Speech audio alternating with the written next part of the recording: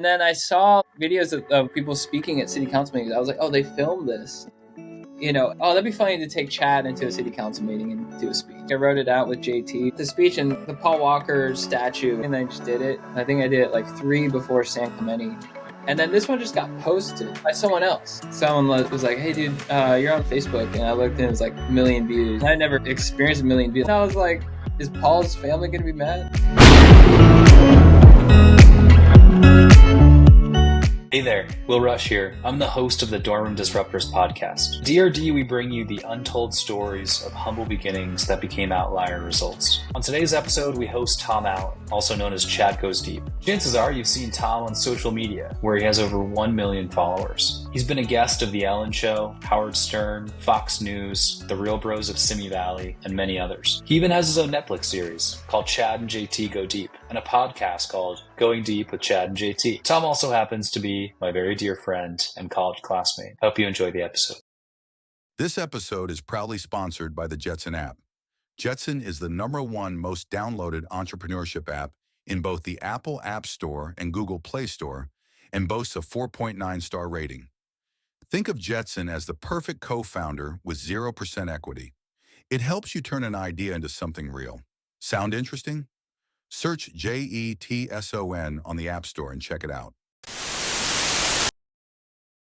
Tom and I actually were pledge bros back in the day. So if you can imagine pledging a fraternity sitting next to Chad, it was a pretty good time. Think about pre-college, Tom. Would you ever have imagined that you'd be doing what you're doing today? I took an acting class when I was in like 4th grade, 5th grade. My acting partner, he was kind of a douche. I forgot my lines and he yelled at me after the scene. I don't even remember what the scene was, but I forgot my lines. I like clammed up. And then he's like, what are you doing?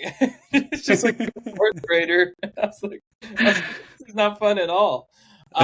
And so I like had, and I was like shy growing up. I still am, to an extent, like, I was very quiet but I'm the 5th child. So I had like a knack for entertaining my older siblings. So I always knew I had this kind of performer in me. But I think I was always a little bit too scared to like take the leap or to like do the school play. But I just knew I had this goofy side to me that I could tap into. I wasn't really like the class clown all the time, but there's times where I would tap into it. It was always kind of a dream of mine. I never really thought I would actually try to do it until I decided to do it. So fast forward a little bit in time. You're getting to the end of college and everybody's going off and doing typical corporate jobs. Did the thesis start to come out about Chad at that point? Senior year, I did an internship at MGM Studios.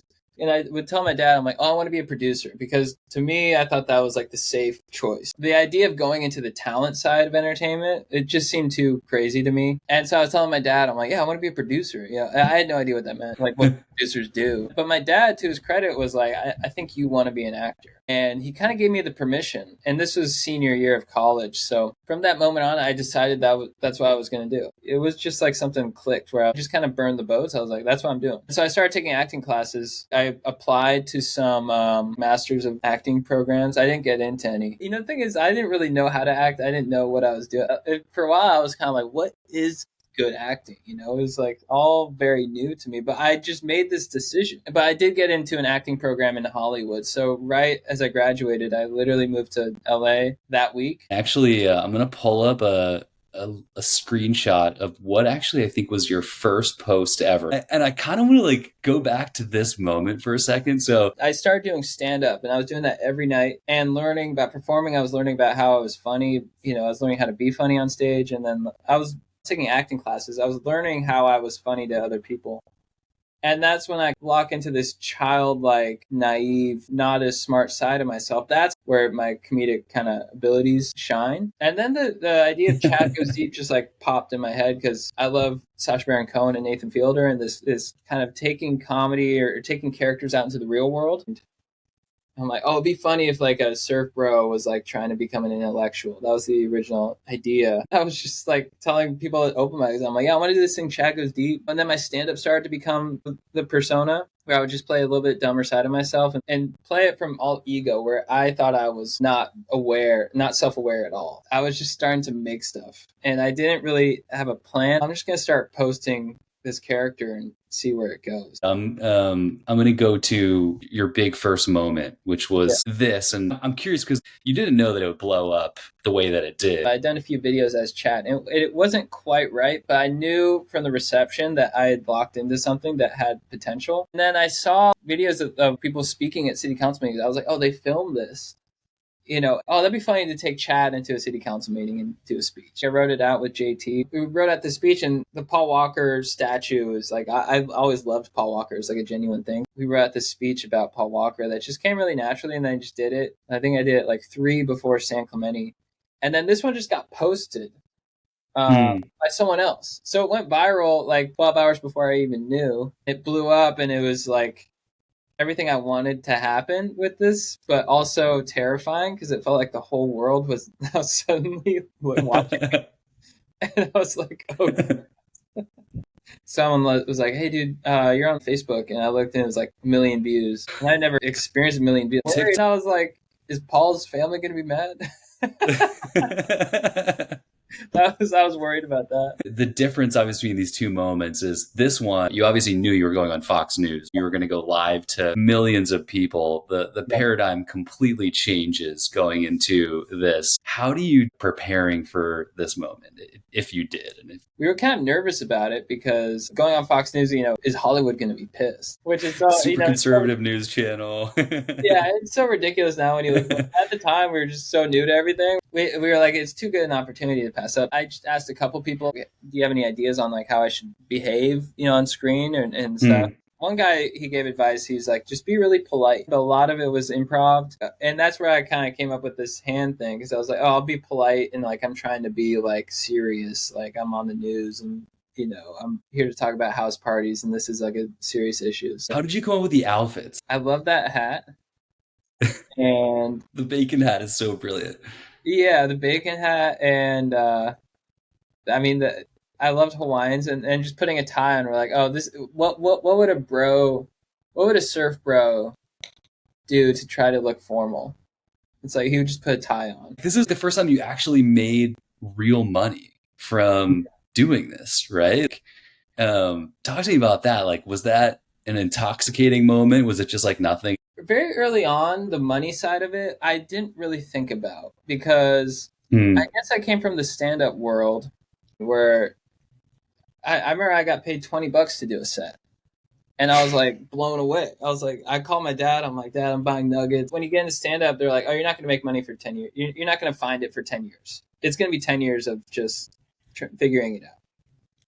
And so in my mind, I was always just kind of like, I was teaching surf lessons as my day job. And then new financial opportunities were starting to come in, like paid appearances and brand deals and merch. That my mindset at that moment was more focusing on building the brand and honing the content. I was always kind of like the financial side will come in later, which looking back, maybe I should have been a little bit more future thinking, but I was just trying to get us as big as possible. And then the ultimate goal was a TV show. So that was my main driver. And then these merch opportunities came in. You see these other like influencers or creators selling merch and stuff. And I think from the outside perspective, you're like, oh, they're just flying off the shelves. That looks so easy. But it's more difficult than you anticipate. Like, now I'm actually, instead of entertaining people, now I'm asking them for money. Was a definite kind of mindset shift to where like, oh, this is a different kind of, Now I'm asking for something from them. Did anybody ever recognize you when you were giving surf lessons? My favorite moment, someone recognized me was in Manhattan Beach. I was walking out to the water and the lifeguard was on the tower and he goes, "Stoke Lord." And that was like, that was what I was always hoping for. But you get invited to be on the Ellen Show. Like, no shade to Fox News, but this is big stuff. Tell me about the process of this and your mindset. It was just huge. It was so unexpected. A lot of this stuff early on, it would just come to us. We're like, we got the Ellen Show wants to have us on. And we're like, oh shit, okay. But we did do a lot of prep for the appearance.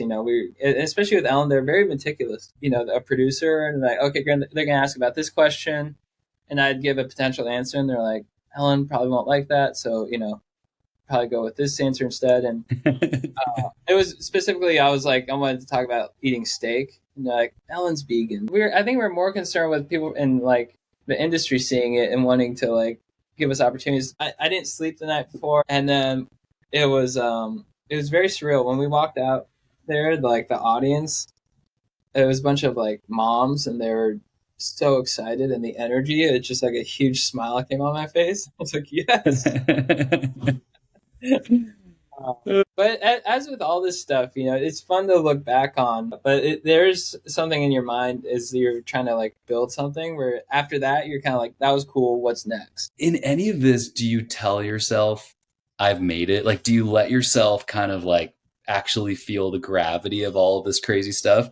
Or are you always moving the goalposts on yourself and saying like, I got to do the next thing. I got to be bigger. I have to have more followers. Yeah, I think it's always kind of like, what's the next thing? And I've been working a lot actually in this last year, especially with like the strikes and everything going on, and trying to enjoy every moment and not be so forward thinking, because it can be so torturous where you're like, well, I get to do all this cool stuff, but I'm not in it, and I should be in it, and I should be enjoying it. And then that's actually too when like better work comes out. So I've been trying to work on that, of really just enjoying every moment and being happy with what I'm doing in the moment. But I do think that also on the flip side, that kind of like what's next thing is a huge, just gives you so much drive. So I think it's kind of, I'm working on managing both, where it's like I've just been working a lot, enjoying what I'm doing, and enjoying the act of like making comedy or content or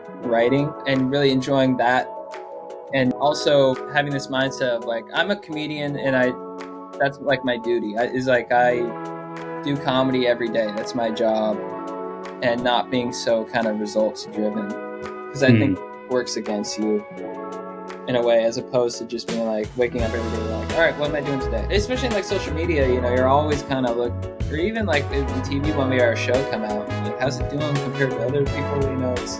It's so easy in this world to be like sucked into the comparison game. But I think if you really want to excel and rise above, it's getting that mindset of like, no, I'm just doing it for the sake of doing it because I love it. I'm not doing it for money or results. Those are nice fruits of your labor, but that's not my focus. And I think you see that a lot in entertainment too. Like when people like finally like break through, it's like when they kind of have given up the pressure they put on, where they're like, I need this movie, I need this. But they kind of just like let go, and they're like, you know what? I'm just doing what I do.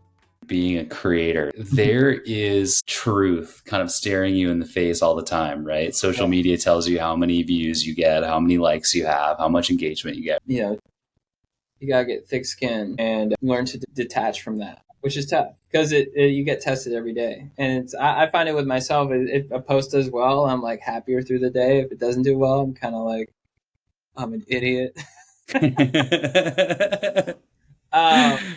A skill to learn to detach. That's something you can learn. And I think a lot of it comes from just continually doing it every day and not letting results or like views or stuff like that paralyze you. I think a lot of people get stuck in like analysis paralysis, where they're like, what am I doing wrong? And they just end up not doing anything. And I think a lot of it is just, you just keep doing it every day. And that's kind of the approach with like Chad Goes Deep from the beginning, was I'm just doing stuff that feels funny to me and right. And then things kind of fell into place. Whenever I try to like plan ahead, and like really kind of be like, well, if I do this, then I can do that. It never really happens that way. I think it's just kind of letting go. Situational comedy, it is so contingent on getting interesting content from other people. Yeah. Talk to me about just like kind of going through the roller coaster of that, and like what you've learned along the way. When I first started, it was like, oh, I'm just going to go out there and just try to get crazy reactions from people. But, I didn't realize at the time that there's a lot of prep that goes into it. It's like, well, the person who's going to give you the perfect reaction, you have to set it up. And also, the way we like to do is where the joke's always on us. So we like to get a reaction to where it's like, I look like the dumb one, unless the person is like unnecessarily shitting on me, then I'm like, well, that's, they made that choice. But a lot of it isn't, prepping, a lot of prep for that setup. It's like, okay, what's the joke? How are we going to, how do we picture getting a reaction from people? But with the mask thing, it's like, we saw that there were a bunch of mask protests happening in Huntington Beach. And we're like, okay, these people are pissed off by masks. How do we make a funny situation out of that? Well, what if we just offer to hand them masks? And clearly they're so vocal about it, they're going to respond negatively. And then if we do it naively, where we're like, oh, we heard there's a mask shortage, like, here's a mask. And so it's like two things where it's like doing something that is going to create a reaction, but also having the naivete aspect to where it's like, well, we're just two innocent guys just like handing out masks, as opposed to like very obviously trying to like poke the bear. We call it positive trolling. And this was you posting a time that you literally forgot your joke and you turned it into self-deprecating humor. Yeah. And then you come back to remembering the joke and in a lot of style, jump right back into your set. Talk about how far you've come over these last, 8-9 years of creating content, being able to do that. Like when I watch this video, I'm like, man, it feels very smooth, right? But we've seen as an audience only the, highlights of it. Right. And so I'm sure there's a lot of moments in this that we don't see. It's just throwing yourself in the deep end continually. It's not having any ego about, with stand-up in particular, it's like some people, I still do open mics and those are, they're notoriously bad rooms where it's only comedians watching and statistically they're not going to laugh at all. Like you're just going to bomb. But I like to go to those to like test out material because if you do get a laugh, it's really good material.